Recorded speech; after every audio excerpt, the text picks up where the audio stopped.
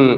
Sir కానీ పశ్చిమ బెంగాల్లో కొన్ని చోట్ల రీపోలింగ్ జరిగే అవకాశం ఉందా? ఎందుకంటే బీజేపీ కానీ లేదంటే వీళ్ళు సిపిఎం వాళ్ళు ఏదో అక్కడ పేర్ల మీద టేపులు అంటించారు అంటే మమతా వర్గం చేసిన ఆరోపణలు నిన్న ప్రధానంగా ఈసీ మొత్తం కూడా 3 నియోజకవర్గాల్లో 26 బూతుల్లో ఈ జరిగినాయి.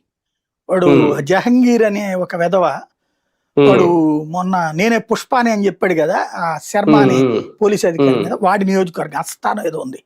వాడు చాలా క్రూరుడు అనమాట, రేపులు మర్డర్లు బహిరంగంగా చేసే రాక్షసుడు వాడు. వాడి నియోజకవర్గంలో పోలింగ్ బూత్ లో అనేక బూతుల్లో బీజేపీ అభ్యర్థి బటన్ ఉంటది కదా, దానికి స్టిక్కర్ అతికిచ్చేశారు. దాన్ని తర్వాత ఏజెంట్ వెళ్ళి పట్టుకుంటే గానీ తెలియలేదన్నమాట. అట్లాంటివి జరిగినాయి 26 బూతులు. అవి వాళ్ళు వీడియోలు కూడా తీసి ఐడెంటిఫై చేశారు, చూపించారు. అది మేబీ రాబోయే 1-2 రోజుల్లో పోలింగ్ జరిగే అవకాశం ఉంటుంది, రీపోలింగ్ అక్కడ కనుక జరిగితే. కానీ ఒకటి సార్, నిజంగా 2021లో ఎగ్జిట్ పోల్స్ కూడా